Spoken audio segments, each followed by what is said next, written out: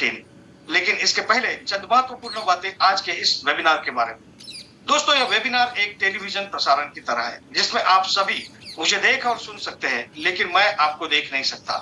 आप सभी से यह नम्र निवेदन है कि कृपया अपना अपना इंटरनेट कनेक्शन चेक कर लें। अपने साथ एक पानी की बोतल, नोटपैड और पेन रखें।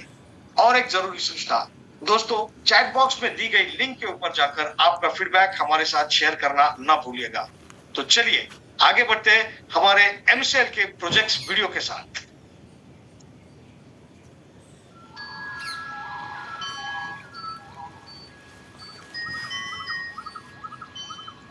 सृष्टि के निर्माण से लेकर अब तक हम इंसान विकास की एक उल्लेखनीय यात्रा कर रहे हैं। हम हमेशा नई चीजों को खोज कर, बदलती परिस्थितियों में खुद को ढाल कर दुनिया में औद्योगिक क्रांति लेकर आए। अब हमारी मौलिक जरूरतें सिर्फ खाना, कपड़े और छत नहीं रही, उसमें ईंधन भी जुड़ चुका है।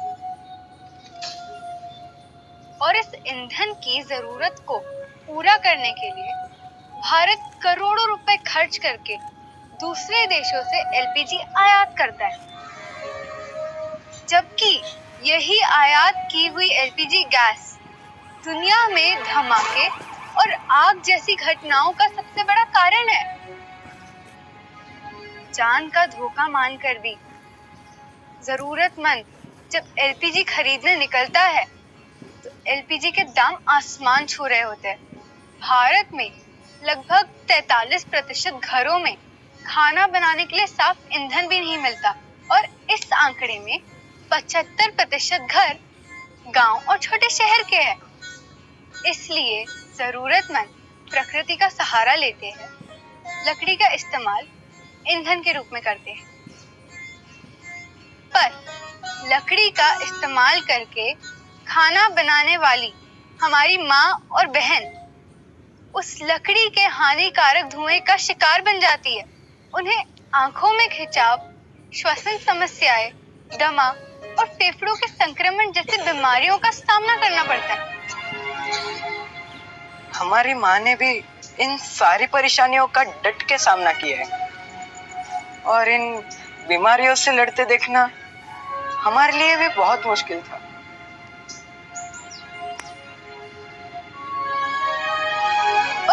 ये धुआं सिर्फ उनके नहीं बल्कि छोटे बच्चों और नवजात शिशुओं के स्वास्थ्य पर भी गंभीर परिणाम होता है। आईपीसीसी की रिपोर्ट्स के अनुसार पिछले दशक में पेड़ों को काटने से लगभग 40% ग्लोबल वार्मिंग का कारण रही है।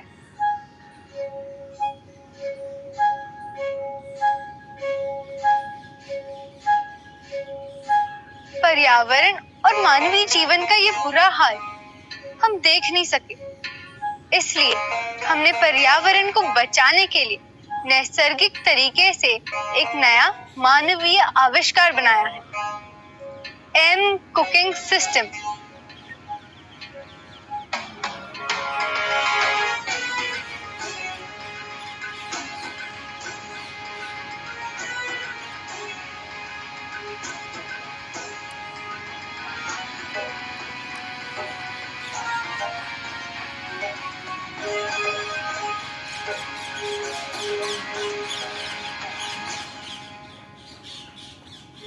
एमसीएल का एम कुकिंग सिस्टम दुनिया का सबसे सुरक्षित और भरोसेमंद ईंधन है।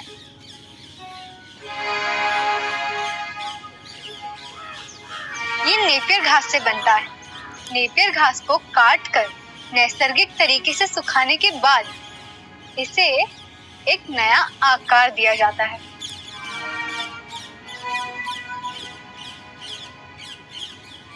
अब ये एम कुकिंग सिस्टम एलपीजी का स्थान लेने के लिए पूरी तरह सक्षम है। ये एलपीजी से सस्ता है, इसे इस्तेमाल करना बहुत आसान है। इसके इस्तेमाल से बहुत कम धुआं उत्पन्न होता है, जिससे घर के महिलाओं का स्वास्थ्य हमेशा अच्छा रहता है।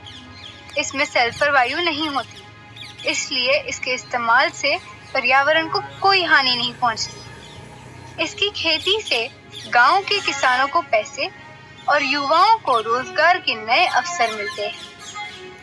MCL के इस्तेमाल से हमारा भारत देश ईंधन के क्षेत्र में आत्मनिर्भर बन सकता है।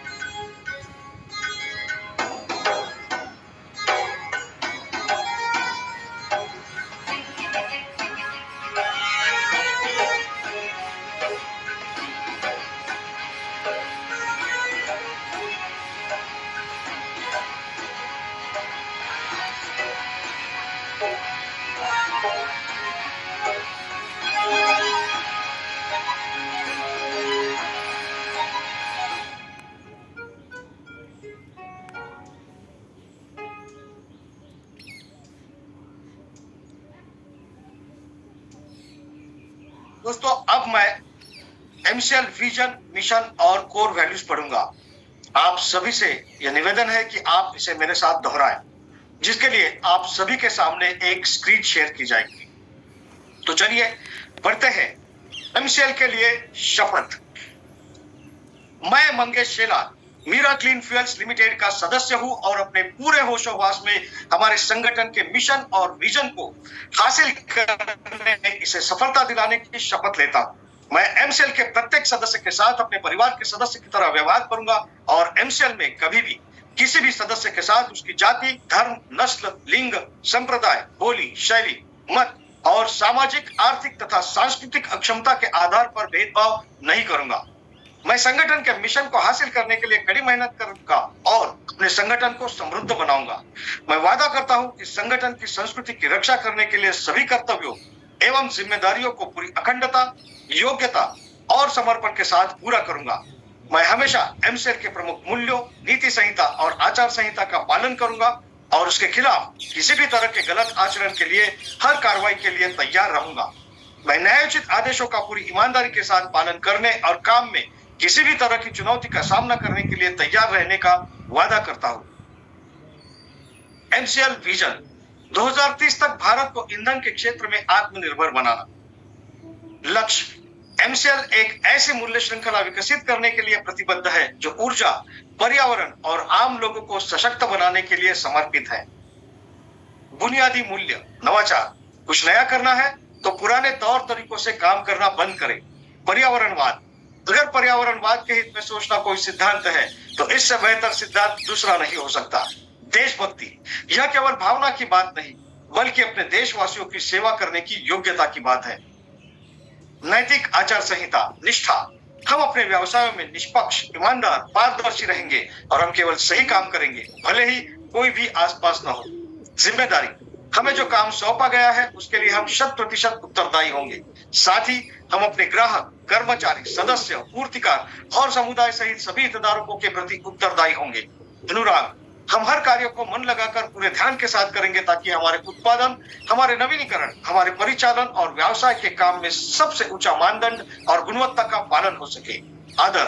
अपने सभी हितधारकों के प्रति हम हमेशा विनम्र और भरोसेमंद बने रहेंगे ताकि अपने हर चरण में प्रगति कर सके। मानवता। हम अपने व्यवहार से यह दिखलाएंगे कि हमारा एक ही धर्म है, मानवता की सेवा। आचार संहिता।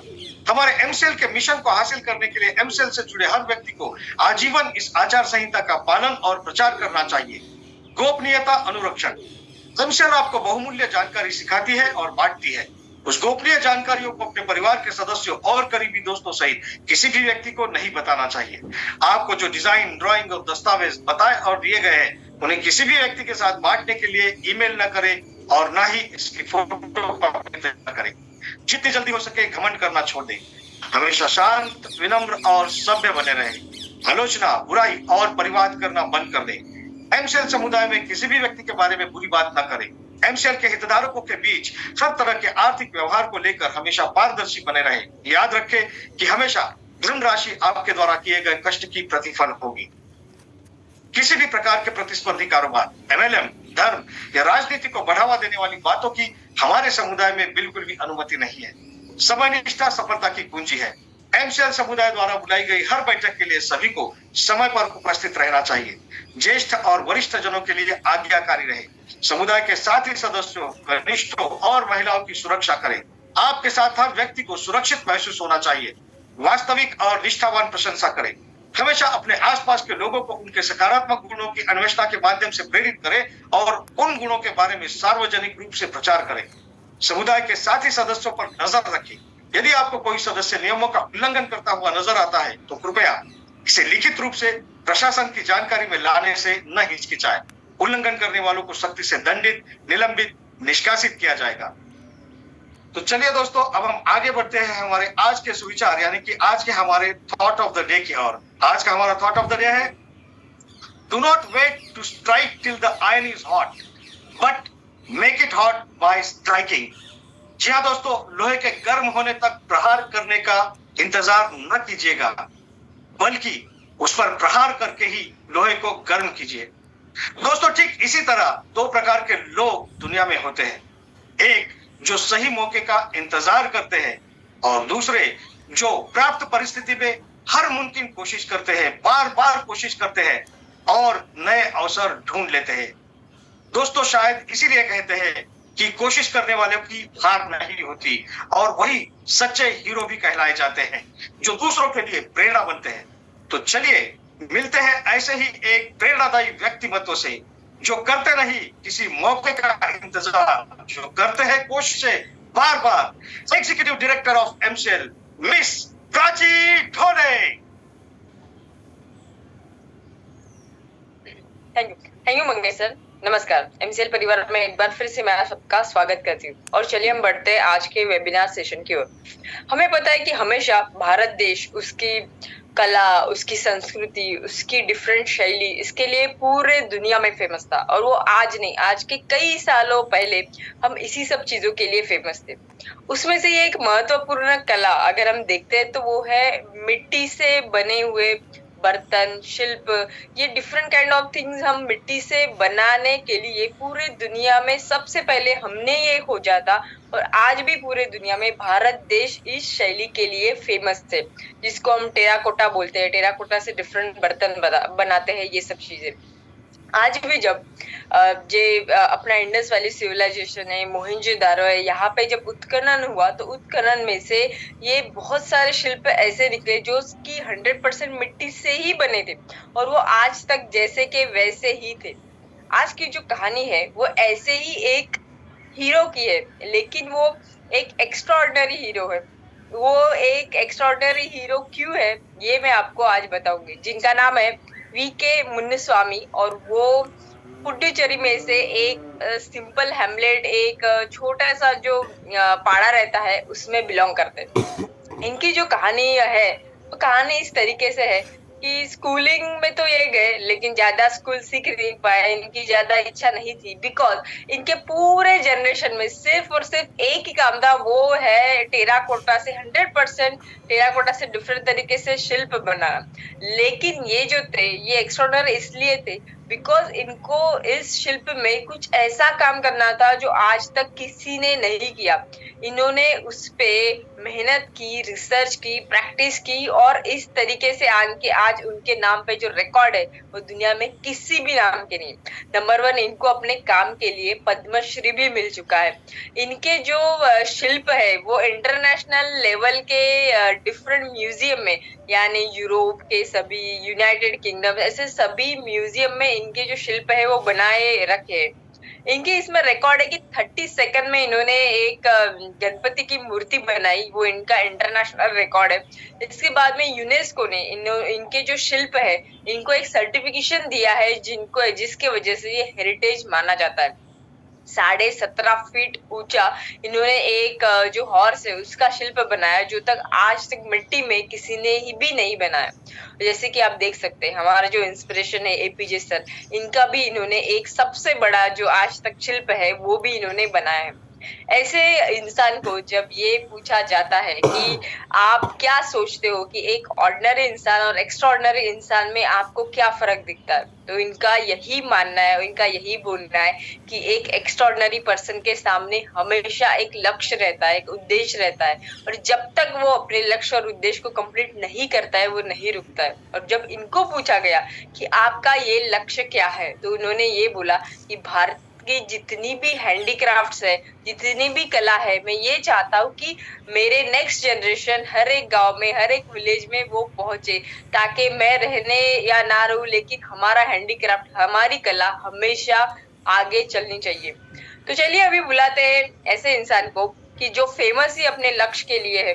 आज से, आज इस साल नहीं लेकिन कई सालों से वो अपने लक्ष्य पे इस तरीके से जुटे हुए हैं कि जब तक अपने भारत देश को फिर से नंबर 1 इकोनॉमी नहीं बनाएंगे, वो अपने लक्ष्य से नहीं हटेंगे। तो ऐसे हमारे डायनामिक लीडर, हमारे एमसीएल के MD and CEO doctor Shyam sir.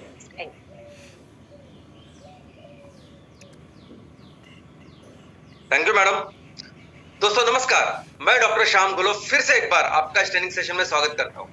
मैं आशा करता हूं कि आप सभी लोग स्वस्थ हैं और आप अपने साथ अपने परिवार का, यानी घर का परिवार और एमसीएल परिवार दोनों का ख्याल रख रहे हैं। मैं ये भी उम्मीद करता हूं कि आप सभी लोग 1 घंटा बहुत अच्छी एक्सरसाइज कर रहे हो, अपने हार्ट, अपने लंग को मजबूत कर रहे हो और अपनी इम्यूनिटी को बढ़ा रहे हो। तो चलिए शुरुआत करते हैं आज के इस सेशन के साथ। दोस्तों इस हफ्ते हमने क्रीड़ा विश्व के एक सबसे बड़े त्योहार का अनुभव लिया। दुनिया में सबसे ज्यादा चाहने वाला जो टूर्नामेंट है, वर्ल्ड क्रिकेट कप मेन, वो पूरा टूर्नामेंट था। उसका फाइनल अंतिम मुकाबला इस संडे को था, इस रविवार को था।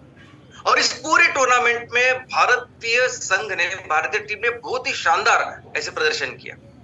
इस पूरे टूर्नामेंट में अगर आप देखोगे तो सबसे best batsman, best bowler, best fielding, ये सभी जो खिताब है ये हमारे भारतीय संघ को, उनके खिलाड़ियों को मिले। उसके अलावा भारतीय संघ एकमेव ऐसा संघ था जो पहले ही मैच से आखिरी मैच तक कभी भी हारा नहीं। अनफॉर्चुनेटली हम उस फाइनल में वो कर नहीं सके, हम जीत नहीं पाए और वो खिताब फिर से एक बार, 6वीं बार ऑस्ट्रेलिया की तरफ गया। लेकिन फिर भी आईसीसी की क्रमवारी में नंबर 1 टीम अगर कोई है पूरी दुनिया में तो आज भी भारतीय संघ है, कितने दिनों से। दोस्तों ये जो टैलेंट है हमारे खिलाड़ियों का, ये जो इतने, और इस पूरे टीम की खासियत ये है कि हर खिलाड़ियों ने अच्छा काम, अच्छा प्रदर्शन इसमें किया है। तो ये जो अच्छा टैलेंट है, अच्छे खिलाड़ी हमारे देश में है क्रिकेट में। दोस्तों ऐसा ही टैलेंट, ऐसे ही अच्छे खिलाड़ी हमारे ऑलमोस्ट हर खेल में, उसको एक अच्छा सपोर्ट, अच्छा इंफ्रास्ट्रक्चर अगर हम दें तो ऑलमोस्ट हर एक खेल में, हर एक सेक्टर में हम फिर से दुनिया में नंबर 1 की कैटेगरी में, नंबर 1 की क्रमवारी में हो सकते हैं। क्या आप जानते हैं कि भारत एकमेव ऐसा देश है कि जिस देश में दुनिया के सभी खेल, जिस खेलों के लिए टूर्नामेंट होती है वो सभी खेले जाते हैं। नॉर्मली जो खेले जाते हैं उसका वर्गीकरण एक समर गेम्स और विंटर गेम्स, यानी सर्दियों वाले खेल और गर्मियों वाले खेल, ऐसा होता है। इंडोर आउटडोर वो तो है ही। भारत में दोनों तरह के सभी जो खेल इस टूर्नामेंट में होते हैं वो सभी खेले जाते हैं। जमीन पे, पानी में, हवा में जितने भी खेल हैं वो सब भारत में खेले जाते हैं। पैराग्लाइडिंग के लिए दुनिया का सबसे बेस्ट, महत्वपूर्ण ऐसी जगह भारत में है जहां वर्ल्ड चैंपियनशिप हुई थी। भारत में बर्फ में अगर आप देखोगे तो बर्फ में जितने भी स्पोर्ट्स होते हैं वो सभी स्पोर्ट्स होते हैं। जम्मू कश्मीर, उत्तराखंड, हिमाचल प्रदेश, सिक्किम, अरुणाचल, यहाँ वो सभी चीजें होती है। घोड़े को लेके जो अलग अलग स्पोर्ट्स है, जिसे इस्ट्रेशन स्पोर्ट्स जिसे कहा जाता है, वो सभी तरह के स्पोर्ट्स हमारे देश में होते हैं। इनफैक्ट आपको सुन के ताज्जुब होगा, लेकिन मॉडर्न पोलो, ये जो गेम है, मॉडर्न पोलो की शुरुआत हमारे मणिपुर में हुई है। इसके अलावा कायाकिंग, यानी समुद्र की कायाकिंग तो बहुत जगह पे है। भारत में समुद्र की भी कायाकिंग है और फ्रेश वाटर कायाकिंग भी है। इसके अलावा ऑलमोस्ट इंडोर आउटडोर के जितने भी खेल है वो सभी खेल हमारे देश में खेले जाते हैं। इन सभी खेलों के लिए प्रॉपर ऑर्गेनाइज्ड एसोसिएशंस है, बहुत अच्छा टैलेंट इन सभी खेलों में है।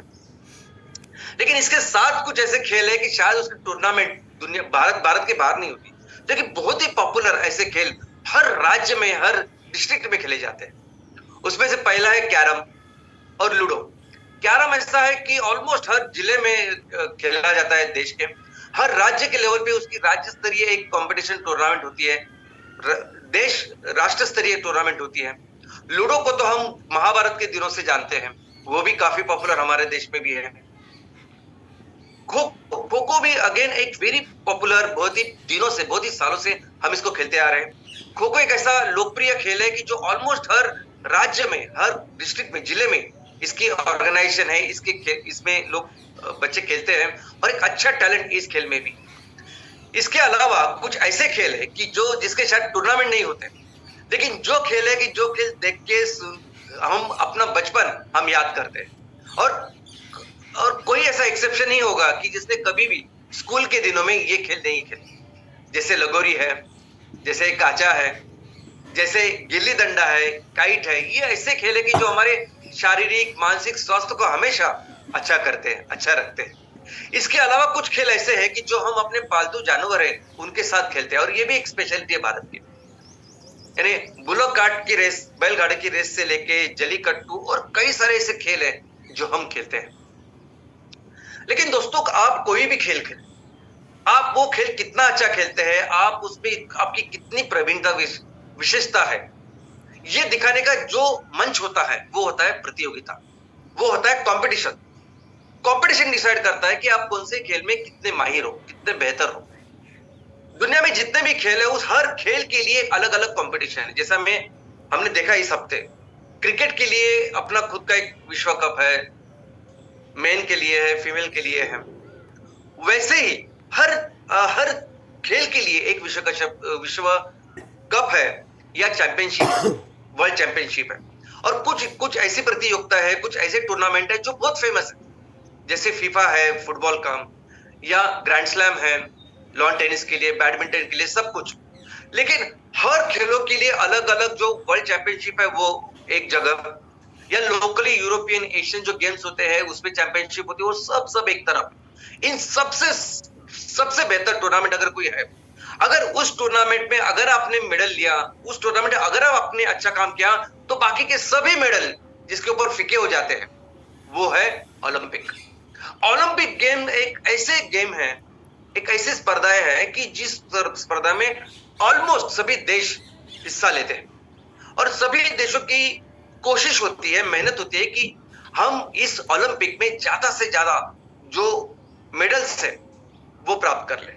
क्योंकि ओलंपिक में अगर आपने कुछ करके दिखाया तो ओलंपिक यानी बेस्ट, यानी बाकी अभी तक आपने कुछ भी किया होगा, लेकिन अगर आपने ओलंपिक में नहीं किया तो इतना खास नहीं, लेकिन अगर आपने ओलंपिक में मेडल लिया तो सबसे बेस्ट। और ओलंपिक की स्टोरी भी बहुत पुरानी है, एंशिएंट जेनों से, यानी ईस्वीसन पूर्व से ओलंपिक की कहानी है, एक उसका इतिहास है जो फिर से 1896 में।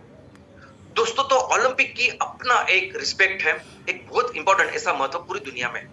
और इस ओलंपिक गेम अभी जो हाल ही में 2020-2021 में जो ओलंपिक हुआ, 2020 में होना चाहिए था, लेकिन जो कोरोना की वजह से 2021 में हुआ, जापान में हुआ। इस श्रृंखला में, इस टूर्नामेंट में भारत का जो प्रदर्शन अगर आप देखोगे, भारत का परफॉर्मेंस अगर आप देखोगे, तो भारत का जो रैंक है वो था 48वां। नंबर 1 पे थी अमेरिका, और अमेरिका को काटे की टक्कर दी चीन ने, वो नंबर 2 पे थी। अभी ये दोनों जो देश है, वो दोनों देश आकार मान से भारत से 3 गुना ज्यादा है। इन दोनों में जो पॉपुलेशन है, चीन का पॉपुलेशन हमारा ऑलमोस्ट सेम है और अमेरिका का कम है। इन दो एक या और दूसरे नंबर पे है। लेकिन उसके बीच में जो 45 जो देश है, बहुत सारे देश इतने छोटे, बहुत सारे देश यूरोपियन देश है, और इतने छोटे, यानी हमारा जो राज्य होता है उस राज्य से भी कई छोटे छोटे ऐसे देश है, उनसे हर उस राज्य में जो हमारी पॉपुलेशन होती है उससे भी कम पॉपुलेशन उनके पास है, लेकिन फिर भी उनके मेडल्स, फिर भी उनका परफॉर्मेंस हमसे बेहतर है जो हमने देखा। और भारत को कुल 7 पदक मिले, जिसमें 1 गोल्ड, 2 सिल्वर और 4 कांस्य ऐसे हुए। तो भारत जैसा महान देश, भारत जैसा विशाल देश, भारत जैसे इतने आबादी वाला देश, उसको जितना मिलना चाहिए, जितना उसका परफॉर्मेंस होना चाहिए, वो परफॉर्मेंस ओलंपिक में नहीं दिखता। लेकिन दोस्तों, क्या आप सोच सकते हैं कि ऐसा एक खेल है कि जिस खेल में भारत को अभी तक किसी ने बीट नहीं किया, आई मीन वो जो रिकॉर्ड हमारे देश ने कायम किया है ओलंपिक में, उस खेल में अभी तक कोई उस रिकॉर्ड को तोड़ नहीं पाया है।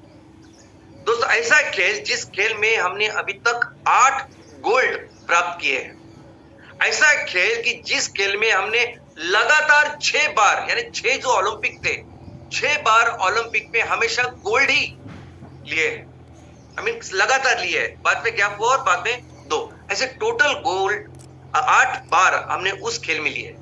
और वो खेल कौन सा है? तो वो खेल है हमारा हॉकी। यानी हम अभी तक, यानी बचपन में मैंने भी जो पढ़ाई की है, जो किताबें हमारे लिए स्कूल में होती थी, हर जगह होता था कि हमारा राष्ट्रीय खेल कौन सा है? तो हॉकी। 2012 में मिनिस्ट्री ने कहा कि बाबा हॉकी हमारा राष्ट्रीय खेल नहीं है, यानी कोई भी अधिकृत हमारा राष्ट्रीय खेल नहीं है। तब से 2012 के बाद कोई बात नहीं करता।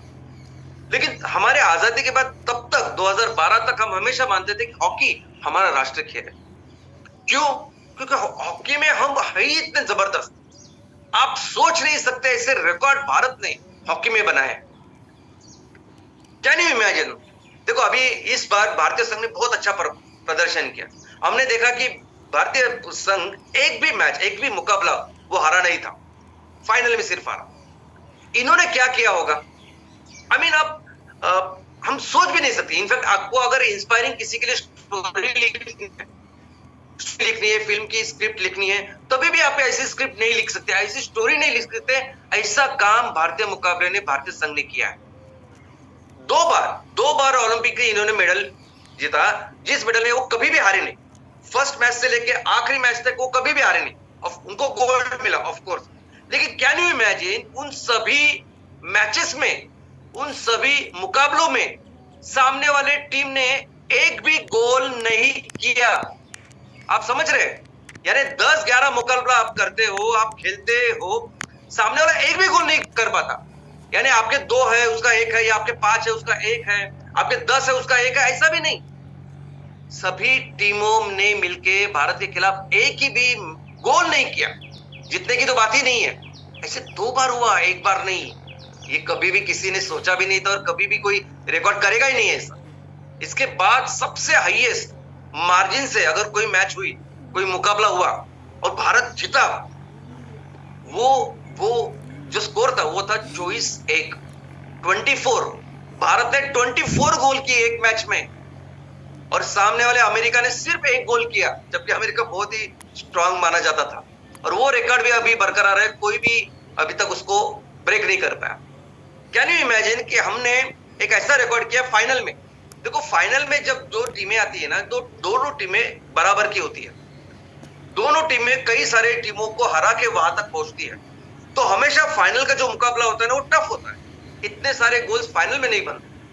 लेकिन हमारे देश का फाइनल का जो रिकॉर्ड है वो है 8 और 1, यानी हमने 8 किए और सामने जर्मनी ने सिर्फ 1 गोल किया था, और हम वो मुकाबला जीते हैं। वो भी अपने आप में रिकॉर्ड है, उसको भी अभी तक किसी ने ब्रेक नहीं किया। 1936 में हमने वो रिकॉर्ड बनाया था, लेकिन अभी भी ये 2023 तक किसी ने भी उस रिकॉर्ड को ब्रेक नहीं किया। दोस्तों, मैं हमेशा समझता था कि हॉकी हमारा राष्ट्रीय खेल इसलिए है क्योंकि शायद हमारे यहाँ ही ज्यादा खेला जाता है ये हॉकी, और बाकी के देश में शायद वो जानते नहीं हॉकी को, वो खेलते नहीं, इसलिए हॉकी में हम लोग इतने अच्छे हैं। लेकिन ऐसा बिल्कुल नहीं है। पढ़ाई करने के बाद समझ में आया कि दुनिया में जितने भी ओल्डेस्ट, सबसे पुराने, सबसे ओल्ड ऐसे जो खेल हैं, अगर 5 ऐसे खेल आप निकालोगे तो उसमें है हॉकी। 5000 साल पहले, 4000 साल पहले यहाँ ये खेल खेला जाता था। इसके सभी रिकॉर्ड्स मिले हैं, सबूत मिले हैं। इसका ओरिजिन कहाँ है? इनफैक्ट आपको ताज्जुब होगा कि हर यूरोपियन देश कहता है कि हॉकी हमारे देश में पैदा हुआ है। हमारे देश से इसकी शुरुआत हुई है, क्योंकि हर देश में, कनाडा हो, फिनलैंड हो, फ्रांस हो, ब्रिटेन हो, हर देश कहता है कि हमारे देश में सबूत मिले कि हजारों साल पहले इसको खेला जाता। चीन बोलते हैं कि हमारे देश में हजारों साल पहले इसके खेला जाता था। इतना फेमस है, और ऑलमोस्ट हर देश में इसके ऐसे पुराने सबूत मिले हैं। हॉकी शब्द का अर्थ अगर आप देखोगे तो हॉकी का मतलब है लाठी, काठी।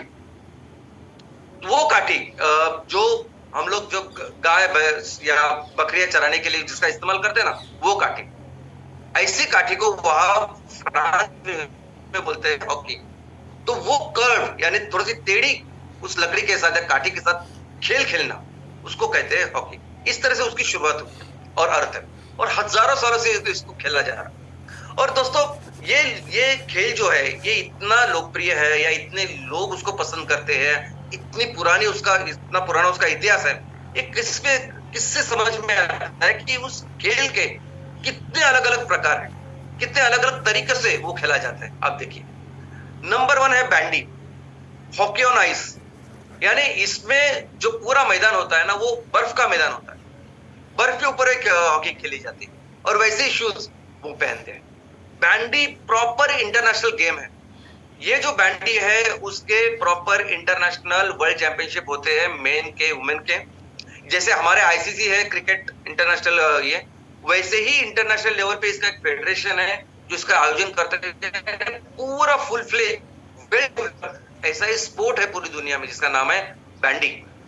दूसरा नाम है फील्ड हॉकी, जो हम लोग देखते हैं, हम लोग खेलते हैं। ये हॉकी यानी कोई भी हार्ड सरफेस में मैदान में खेला जाता है, बर्फे नहीं, और जिसमें हम इतने अच्छे हैं। आपको सुन के ताजुब होगा, लेकिन पाकिस्तान ऐसा देश है कि पाकिस्तान में राष्ट्रीय खेल, पाकिस्तान का राष्ट्रीय खेल है फील्ड हॉकी।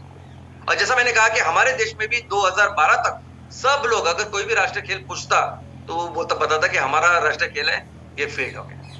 तो इसके भी 1908 से मेन की चैंपियनशिप, वर्ल्ड चैंपियनशिप शुरू हुई। बाद में 1980 से फिर वो ओलंपिक वुमेन चैंपियनशिप भी शुरू हुई, और 1908 से ही ये हॉकी हमारे ओलंपिक में शामिल है। बाद में है आइस हॉकी। अभी ये आइस हॉकी बैंडी से अलग है। ये आइस हॉकी यानी ये भी बर्फ के ऊपर खेली जाती है, लेकिन इसका जो ग्राउंड है वो छोटा होता है। बैंडी जो ओरिजिनल है वो बैंडी एक बहुत बड़े फुटबॉल ग्राउंड के ऊपर होता है, और ये आइस हॉकी छोटे से ग्राउंड पे होता है जिसे कहते हैं आइस हॉकी। इसके साथ ही है पैरा आइस हॉकी, जिसे स्लेज हॉकी भी कहते हैं। अभी इसमें वही छोटा ग्राउंड होता है, बर्फ के ऊपर खेलते हैं, लेकिन जो खिलाड़ी इसमें हिस्सा लेते हैं वो सभी physically challenge, physically differently abled, ऐसा हम कह सकते हैं, वो इसमें खेलते हैं। इसके आगे है रोलर हॉकी। अभी रोलर हॉकी यानी क्या? तो ये हॉकी ऐसे सरफेस पे खेली जाती है जो बर्फ नहीं होता, लेकिन बर्फ जैसे बहुत ही स्मूथ और हार्ड होता है। यानी हम स्केटिंग के लिए जैसे सरफेस का इस्तेमाल करते हैं ना, स्केटिंग का सरफेस, और वैसे ही स्केटिंग के ही शूज वगैरह पहन के लोग हॉकी खेलते हैं। और इसके भी 2 अलग अलग टाइप है, एक तो इनलाइन हॉकी और दूसरा वेड हॉकी। दोस्तों, स्ट्रीट हॉकी रास्ते के ऊपर हम लोग भी खेल खेलते हैं, हम लोग क्रिकेट खेलते हैं, बाकी कुछ जो भी पॉसिबल वो खेल खेलते हैं, लेकिन ऑर्गेनाइज्ड वे में रास्ते के ऊपर प्रॉपर वो खेल खेलना, उसके लिए प्रतियोगिता कंपटीशन होना, और देश के लेवल पे भी वो रिकॉग्नाइज होना, उसके लिए प्रॉपर कमेटी होना, ये सब कुछ हॉकी में है। लोग इसको इतना पसंद करते हैं कि रास्ते के ऊपर भी प्रॉपर इसकी ये खेलते हैं, जिसे स्ट्रीट हॉकी कहा जाता है, जो बच्चों के लिए, महिला पुरुष उनके लिए होता है, और इसमें प्रतियोगिता भी होती है। तो दोस्तों, हमने अभी क्रिकेट के बारे में देखा। हम क्रिकेट, भारत के लिए क्रिकेट बोले तो एक रिलीजन है, धर्म है हमारा, और उसका सबसे बड़ा कुंभ का मेला इस बार हुआ, ऐसा हम लोग समझते हैं। लेकिन क्रिकेट में भी अगर आप देखोगे तो क्रिकेट में कितने अलग अलग तरीके हैं। तो आप लेदर से खेल सकते हैं, आप टेनिस से खेल सकते हो, 50 ओवर की मैच, 20 ओवर की मैच, टेस्ट या बाकी कुछ एरियाज वगैरह उसके हिसाब से। लेकिन आप देखिए ना, हॉकी ये इतने अलग अलग तरह से खेली जाती है, इतना लोग उसको प्यार करते हैं, इतने सालों से खेलते आ रहे, और इसीलिए हॉकी के इतना ज्यादा डेवलपमेंट है, इतने सारे प्रकार हैं। और ऐसे खेल में देखो, हॉकी यूरोप में बहुत ज्यादा सालों से 1896 में ओलंपिक की शुरुआत हुई, 1908 में हॉकी उसमें शामिल हुआ। 1908 से लेके पहले 20 साल तक इसमें सिर्फ और सिर्फ यूरोप की जो संघ है, यूरोप की टीम है, वही खेला करते हैं। ओके, उसके बाद पहली बार 1928 में एक पहला नॉन यूरोपियन टीम आती है, और वो नॉन यूरोपियन टीम कौन? भारत। ओके, तो मुझे बताइए कि अगर एक कोई खेल है जो सिर्फ यूरोपियन खेलते हैं, नई कोई टीम बाहर की आती है जिसको इतना बैकग्राउंड नहीं, कुछ नहीं, आप क्या उससे एक्सपेक्ट करते हैं? वो टीम अपने पहले ओलंपिक में क्या प्रदर्शन करेगी? लेकिन ये प्रदर्शन सुन के आप हैरान हो जाएंगे और कभी भी भूलेंगे नहीं। 1928 में एम्स्टर्डम में ये जो टूर्नामेंट हुई, भारत ने पूरे के पूरे सभी के सभी मैचेस मुकाबले जीते ही। लेकिन कैन यू इमेजिन, भारत के खिलाफ किसी भी टीम ने, किसी भी संघ ने एक भी गोल नहीं किया, एक भी गोल।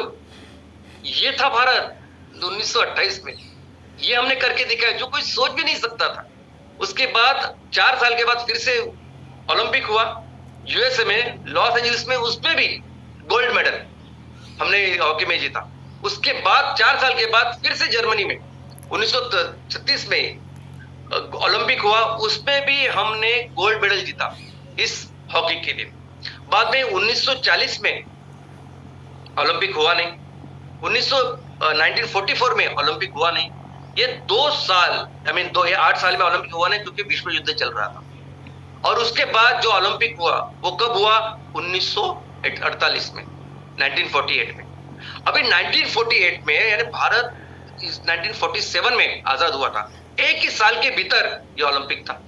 और इस ओलंपिक में भारत संघ, तब तक भारत ब्रिटेन के साथ मिलके अलग टीम थी, लेकिन उनके ही अंदर ऐसा खेलती था, ऐसा हम लोग समझ सकते हैं। इस बार इंडिया की टीम पहली बार आजाद होके आई, और जब इस प्रतियोगिता में जब फाइनल में पहुंची, तो फाइनल में कौन था उनके सामने? तो उनके सामने थे अंग्रेज। उस टाइम में अंग्रेज अपने आप को, वो थे सबसे अच्छा हॉकी में कोई यूरोपियन टीम थी तो इंग्लैंड थी, ऐसा कहा जाता था, ऐसा माना जाता था। और जब ये फाइनल में पहुंचे तो फाइनल में पूरे दुनिया में न्यूज़पेपर्स में हेडलाइन थी कि अभी चैंपियंस का मुकाबला होने वाला है। ये दिन कोई भी नहीं भूल सकता। वो भारत जो अभी तक अजंक्य है, जिसने अभी तक जबरदस्त ऐसा काम किया है, जो इसका रिकॉर्ड कोई नहीं ब्रेक कर सकता, और वो इंग्लैंड जो अभी तक यूरोपियन में नंबर 1 है। और उसके बाद जो फाइनल मैच हुई, अंतिम मुकाबला भारत और अंग्रेज इनके बीच में, उसके बीच में जो हमने जो करके दिखाया, वो हमारे पूरे भारत के इतिहास के लिए अभी तक का सबसे गौरवशाली क्षण है। और सिर्फ हॉकी में नहीं, हर स्पोर्ट्स में। और उसमें हमने अंग्रेजों को 4-0 से हराया। अंग्रेज एक भी गोल नहीं कर पाया, हमने 4 किए। और ये सबसे ज्यादा गौरवशाली मोमेंट आज भी है। और हम पूरे, हमारा देश तो कहता ही है, लेकिन पूरी दुनिया कहती है, क्योंकि ये बहुत ही डिफरेंट था। एक साल के भीतर वो लोग जिन्होंने 300 साल वापस याद है, 150 साल तक एब्सोल्यूट जिन्होंने राज किया था, उनसे गुलामी के बाद आजाद हो गए, उनको हराया था। अभी 75 साल पहले शायद हम वो समझ नहीं पाएंगे कि क्या अहमियत थी। लेकिन दोस्तों, द ग्रेटेस्ट मोमेंट स्पोर्ट्स में अगर कोई था तो वो था। उसके बाद 1952 में ओलंपिक हुआ, उसमें भी हमने ऑफ कोर्स गोल्ड मेडल किया, लेकिन उसमें एक रिकॉर्ड हुआ, जो रिकॉर्ड अभी भी किसी ने ब्रेक नहीं किया। देखो, जैसे हमारे यहाँ क्रिकेट में हैट्रिक होती है, हम लोग हैट्रिक विकेट लेते हैं, जो लगातार 4-6 मारते, जो भी है, वह उस हॉकी में भी ऐसा एक रिकॉर्ड है। रिकॉर्ड है, हमारे जो कैप्टन थे, उन्होंने लगातार 5 बार गोल मारे, 5 गोल लगातार। टोटल जो हमने मारे फाइनल में वो थे 6, उसमें से 5 इन्होंने मारे, जो बलबीर सिंह सीनियर इनके नाम से जाने जाते थे, बहुत जबरदस्त महान प्लेयर थे। और उन्होंने लगातार जो 5 हॉकी में गोल मारे, वो रिकॉर्ड अभी तक किसी ने ब्रेक नहीं किया, वो अभी तक रिकॉर्ड है। ये हमारे बलबीर सिंह सीनियर है, जो कुछ दिन पहले उनका देहांत हो गया। उसके बाद 1956 का जो वर्ल्ड कप था, उसमें भी हम अनइमेजिनेबल ऐसा हमने प्रदर्शन किया, कोई सोच भी नहीं सकता। हम हर मैच जीते, लेकिन इस मैच में भी, इस टूर्नामेंट में भी किसी भी टीम ने हमारे खिलाफ एक भी गोल नहीं किया। ये कभी नहीं होता है, कभी नहीं हुआ था कि आप लगातार सब मुकाबले जीतते हो, अंत में वर्ल्ड कप भी लेते हो, वो गोल्ड मेडल लेते हो, लेकिन कोई भी टीम आपके सामने कोई कर ही नहीं पाती। आप देखिए ना, अमेरिका के साथ आपने जो खेल खेला, वो 16-0 से अमेरिका हार गया। अफगानिस्तान में 14-0 से अफगानिस्तान हार गया। सिंगापुर 6-0 से हार गया। और फाइनल था पाकिस्तान के साथ सिर्फ 1-0 से पाकिस्तान हारा। दोस्तों, राइवलरी, हम लोग कहते हैं ना कि क्रिकेट में भारत पाकिस्तान की राइवलरी है, दोस्तों वो कुछ नहीं है। बेसिकली जो राइवलरी है, जिसकी शुरुआत हुई, वो है इस हॉकी की। यानी हम लोग एक ही थे ना, लेकिन बाद में जब हम लोग आजाद हो गए, अलग अलग हो गए, तो उसके बाद सबसे कट्टर, सबसे स्ट्रॉन्ग टीम जिसके अगेंस्ट हम खेले, जिसके साथ हमारा बहुत ही कड़ा मुकाबला होता था, वो था पाकिस्तान। उसके बाद 1964 में ये ओलंपिक हुआ और उसमें टोक्यो में हमने फिर से इसमें गोल्ड मेडल लिया। बाद में एक 16 साल के बाद 1980 में हमने मॉस्को में रशिया में फिर से इस खेल में हॉकी में गोल्ड मेडल लिया। दोस्तों लेकिन 1980 के बाद फिर हमारी अधोगति की शुरुआत हो गई, यानी हमने जो परफॉर्मेंस हमारा था, जिस परफॉर्मेंस के लिए भारत पूरी दुनिया में मशहूर था, वैसा परफॉर्मेंस हमारा हुआ नहीं। इनफैक्ट अभी 41 साल के बाद, 41 साल के बाद हमें एक सिंगल मेडल मिला ब्रॉन्ज का हॉकी में। ये हमारी आज की परिस्थिति है। लेकिन दोस्तों ये खेल ऐसा खेल है ना, हॉकी ऐसा खेल है कि इस खेल ने पूरी दुनिया को ऐसे महान रत्न दिए, ऐसे खिलाड़ी दिए, यानी आप सोच नहीं सकते कि जैसे आपने रिकॉर्ड भी देखा, यानी दुनिया के सबसे महान जो खिलाड़ी होंगे सभी स्पोर्ट्स मिला के, उसमें हमारे हॉकी के खिलाड़ी हैं। लेकिन ये खिलाड़ी पूरी दुनिया के लिए देन तो है ही, हमारा गौरव है ही, लेकिन अगर राष्ट्रभक्ति और देशभक्ति की अगर मिसाल भी देखेंगे तो ये खिलाड़ी है। और इन सभी हीरो में से नंबर 1 हीरा अगर कोई है तो वो है हमारे मेजर ध्यानचंद। दोस्तों सोच नहीं सकते आप इनके बारे में, आप जितनी बार पढ़ोगे ना इनके बारे में उतनी ज्यादा आप इंस्पायर होगे। भारत नहीं, पूरी दुनिया इनको क्या कहता था? जादूगर। एक्चुअली जादूगर थे ये। एक बार बॉल इनके साथ में चली गई, इतने इनके हाथ में चल गई तो बॉल को भी कोई उसको हटा नहीं सकता था और वो सीधा फिर गोल में जाती। यानी लोगों को समझ में नहीं आता कि आदमी करता क्या है, एक कैसा जादू। और आर्मी में सिंपल एक जवान होता है ना, इतने सिंपल उस रैंक पे थे। लेकिन ग्रेटेस्ट प्लेयर, और हमने पूरी दुनिया बोलते हैं कि दुनिया के सबसे ग्रेटेस्ट प्लेयर सभी अलग अलग स्पोर्ट्स के निकाले जाए तो उसमें से है ध्यानचंद, एकदम ऊपर है मेजर ध्यानचंद। दोस्तों क्या आप समझ सकते हैं, एक बात समझ सकते हैं क्या कि कितने महान होंगे। हमारे देश का जो राष्ट्रीय खेल दिवस है, जो 29 अगस्त को मनाया जाता है, वो इनका जन्म दिन है। किसी भी खेल में अगर आपने बहुत शानदार प्रदर्शन किया, जो सबसे बड़ा आपको पुरस्कार दिया जाता है, उस पुरस्कार का ही नाम क्या है? तो मेजर ध्यानचंद खेल रत्न अवार्ड। तो आप समझ सकते कि क्या थे, पूरी दुनिया सलाम करती थी इनकी। इनफैक्ट मैं आपको एक किस्सा बताना चाहूंगा जिसके आप सुन के चौंक जाएंगे। वो दिन था 15 अगस्त का ही, 15 अगस्त 1936। हम हॉकी के मुकाबले ओलंपिक में हॉकी के टूर्नामेंट में हम फाइनल पहुंच गए थे। फाइनल थी 15 अगस्त, किसके आगे थी? जर्मनी पे। और ये ओलंपिक कहाँ हो रही थी? जर्मनी में।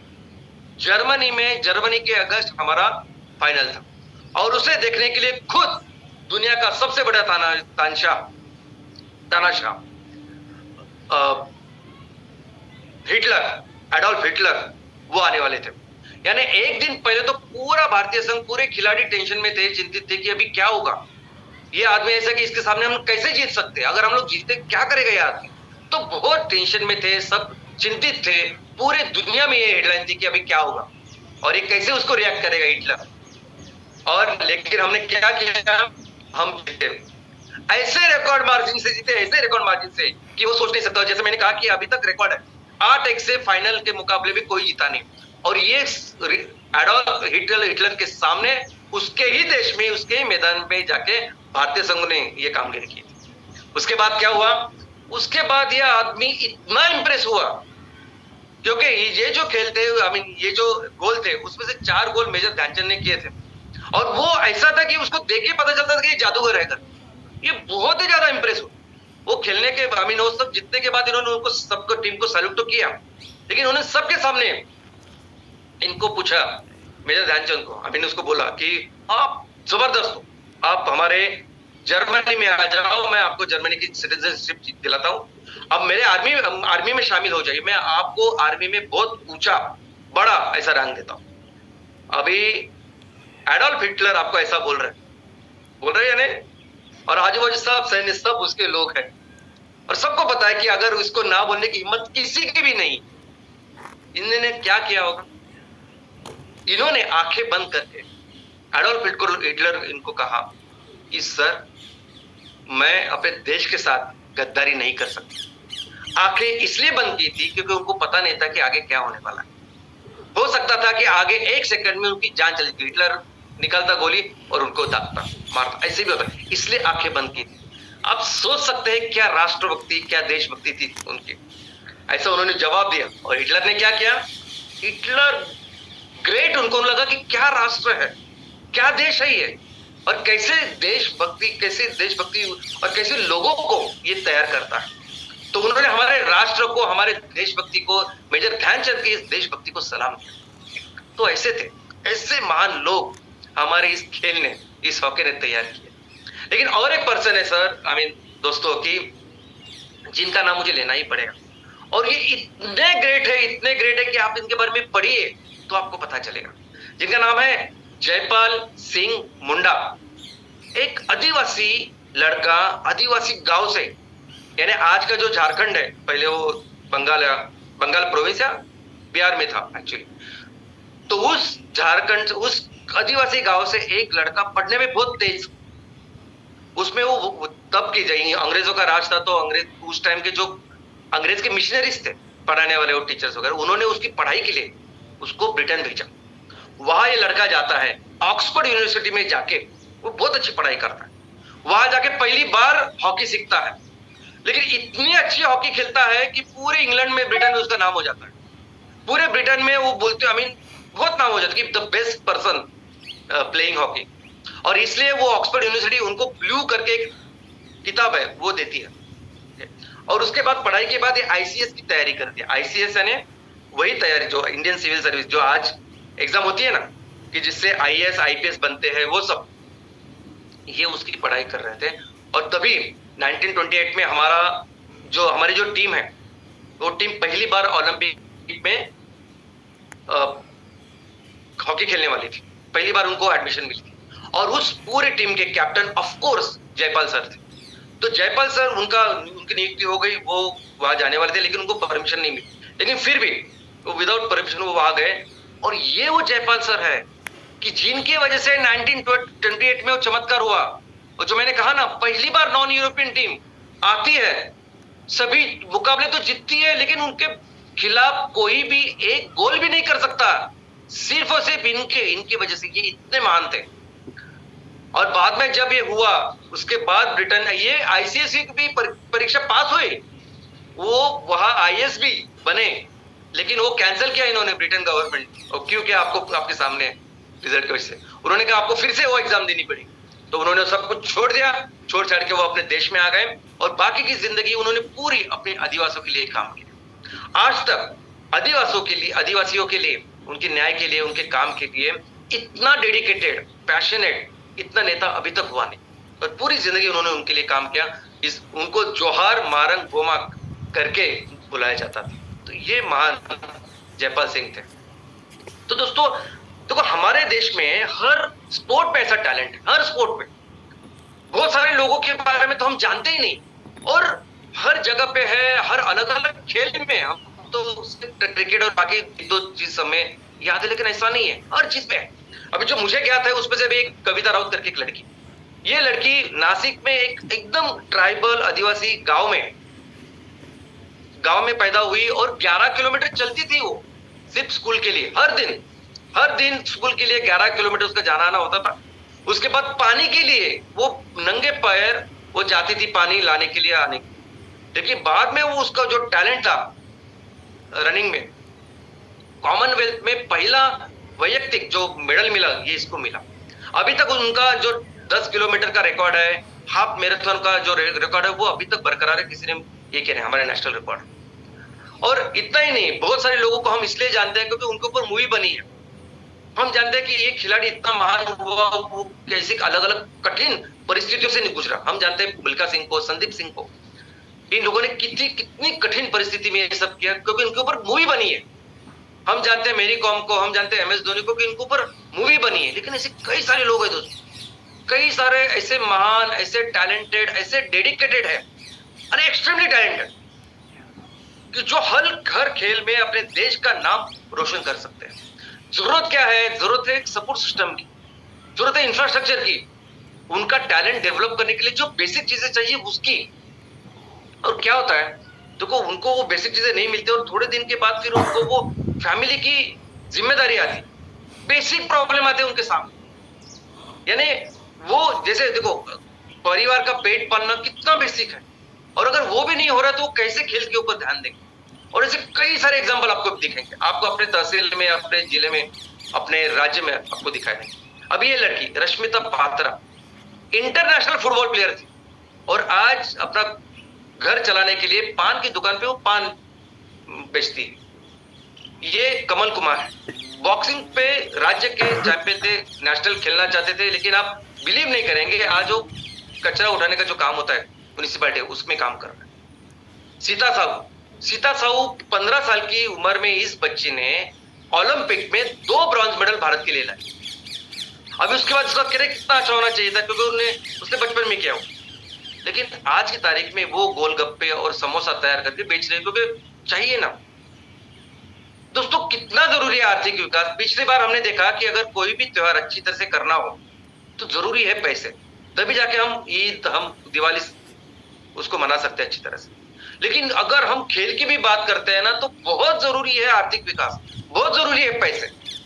अगर आपके घर में पैसे ही नहीं है, अगर आपके बच्चे हो सकते हैं, आपके माँ बाप हो सकते हैं, आपका खुद का पेट हो सकता है, वो घर पालने के लिए पैसे नहीं है, तो आप कैसे आपका जो टैलेंट है, हुनर है, उसको डेवलप करेंगे।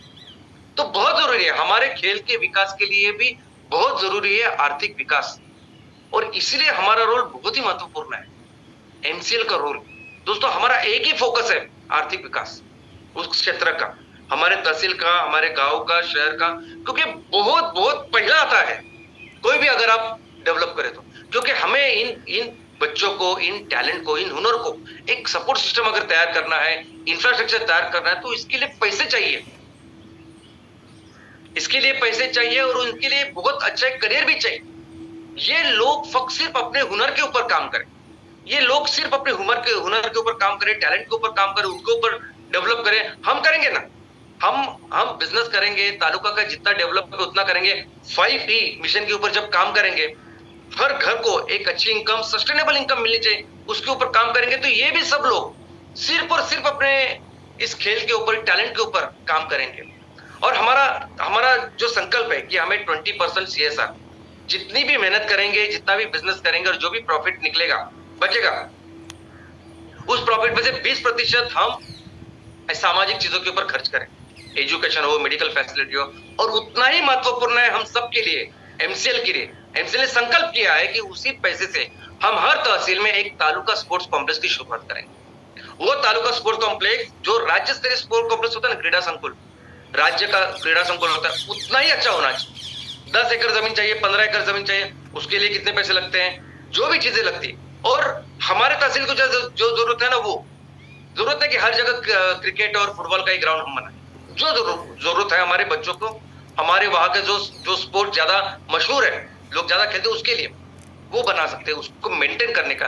ये सभी पैसे हम बिजनेस जब करेंगे वो तैयार कर सकते हैं। और इसीलिए हमारा संकल्प है कि हम हर तहसील के लिए ना, हमारे इस खेल डेवलपमेंट के लिए भी एक विजन बनाए कि मैं अपने तहसील को इस खेल में आगे देखना चाहता हूँ, बेस्ट ऐसे टैलेंट डेवलप करना चाहता हूँ, वो टैलेंट जो जाके फिर आगे ओलंपिक तक अपना नाम कमाए।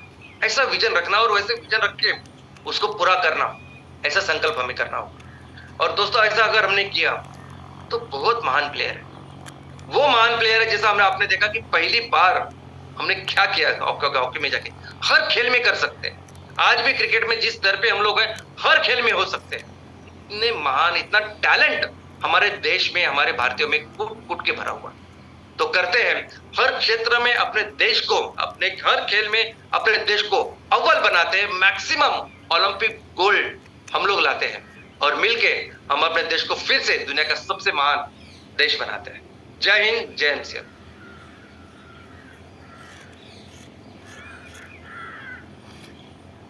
जय हिंद, जय एमसीएल। भारत के स्पोर्ट्स की यशोगाथा आज आपने श्याम सर की जुबानी यहाँ पे सुनी। स्पोर्ट्स में भी कितना देशाभिमान और देश को बदलने की ताकत है, और इसका एक गौरवशाली इतिहास हमारा है, ये हमें आज और एक बार सीखने को मिला। सो गुड मॉर्निंग एमसीएल परिवार। अरे शुक्रवार संसद का 10वीं वेबिनार, और अगर आपने सोचा होगा, देखा होगा, तो हमारी सोच पे एक जोरदार प्रहार। जी हाँ, श्याम सर हमें हमेशा बताते हैं कि हमारा देश क्या है, हमारी संस्कृति क्या है, हमारी परंपरा क्या है। और देश संस्कृति परंपरा को निर्माण करने के लिए, उसको बचा के रखने के लिए, उसको संवर्धित करने के लिए हर एक पीढ़ी ने त्याग किया है, हर एक पीढ़ी संघर्ष किया है और एक बैटन पास किया है आने वाली पीढ़ी के लिए। हम नसीबान है कि हमें ही मौका मिला है भारत को और एक बार विश्व गुरु बनाने के लिए, इंडिया को और एक बार क्रिकेट करने। तो आई थिंक आज की शौर्य गाथा है, जो स्पोर्ट्स गाथा थी, वो आज हमें हमारी एम्बिशंस को आगे बढ़ाने के लिए एक बहुत बड़ा एग्जाम्पल है। सोचिएगा, अब पहले फ्रेम से लेकर आखिरी फ्रेम तक श्याम सर ने हमें क्या चीज बताने की कोशिश की है। जी हाँ, मैदान के बाहर हो या मैदान के अंदर हो, देश को बड़ा करने का जो काम है हमारे हाथ में है। और वही वो मुन्नी स्वामी की स्टोरी थी जो बचपन में बताई कि अपने देश की जो लोक कला है, लोक कथा है, जो हमारा आर्ट है, उस आर्ट को बचाने के लिए, उसको आगे बढ़ाने के लिए एक इंसान सोचता है तो इतना बड़ा सोचता है। हम एमसीएल में हर एक इंसान वो इंसान है जिसकी सोच मल्टीप्लाई होकर देश को आगे बढ़ाएगी। Thank you very much for being here. Thank you very much और channel partners, stake holders, BDAs, senior BDAs, MSS, MVPs and all the people who believe the nation changing vision of MCL. So thank you very much। मैं और एक बार कहूंगा, जी हाँ, बड़े फक्र से कहूंगा, हम सबको इस देश की मिट्टी का वास्ता है और MCL ही स्वतंत्र भारत का रास्ता है। जय हिंद, जय MCL। Thank you very much doctor Ramesh sir. दोस्तों, मैं फिर एक बार आप सभी लोगों को याद दिलाना चाहता हूं कि चैट बॉक्स में जो लिंक आप लोगों के साथ में शेयर की गई है, उस लिंक के ऊपर जाकर आपका फीडबैक हमारे साथ शेयर करना ना भूलिएगा। दोस्तों, साथ ही साथ मैं यहाँ पर प्राची मैडम का शुक्रिया अदा करना चाहूंगा, जिन्होंने आज एक मुन्नू स्वामी जिनकी स्टोरी हमें बताई और उससे ये बताया कि किस प्रकार से एक ऑर्डिनरी और एक्स्ट्रा ऑर्डिनरी पर्सन का उनमें क्या अंतर होता है, वो डिफरेंस हाईलाइट करने के लिए थैंक यू वेरी मच, शुक्रिया प्राची मैडम। साथ ही साथ दोस्तों, मैं यहाँ पर शुक्रिया अदा करना चाहूंगा डॉक्टर श्याम सर का, जिन्होंने आज हमें ये बताया कि किस प्रकार से हमें हमारा जो टैलेंट, हिडन टैलेंट है हमारे देश में, उसे अगर सपोर्ट करना है तो किस प्रकार से हमें अपने आप के ऊपर काम करना होगा, इस आर्थिक विकास के ऊपर काम करना होगा। और आर्थिक विकास का रास्ता एमसीएल के तहत जाता है। दोस्तों, जी हाँ, हर ग्राम पंचायत, हर तहसील के अंदर जो काम आज हम लोग कर रहे हैं, इसी से आने वाले दिनों में हम हमारे सारे तहसीलों में हम इस क्रीड़ा संकुलों का निर्माण करेंगे और हमारे देश के बच्चों को, हमारे टैलेंट को और ज्यादा बढ़ावा देंगे। Thank you very much doctor Shyam sir for this wonderful vision. साथ ही साथ दोस्तों, मैं आप सभी, हमारे सारे सीनियर नेशनल कंसल्टेंट्स, हमारे सारे BDAs, हमारे सारे MSS, MVP, हमारे चैनल पार्टनर्स, आप सभी का मैं पूरे दिल से आपका यहाँ पर शुक्रिया अदा करता हूँ क्योंकि आप सभी का विश्वास ही आज MCL को इस मुकाम तक लेकर आया है। तो इसी के साथ मैं मंगेश सर, आपका होस्ट, आप सभी से ये रिक्वेस्ट करूंगा कि आप अपने संपूर्ण MCL परिवार की सेहत का ख्याल रखिएगा और इसी के साथ हम फिर मिलेंगे अगले शुक्रवार। तब तक के लिए धन्यवाद। Stopped.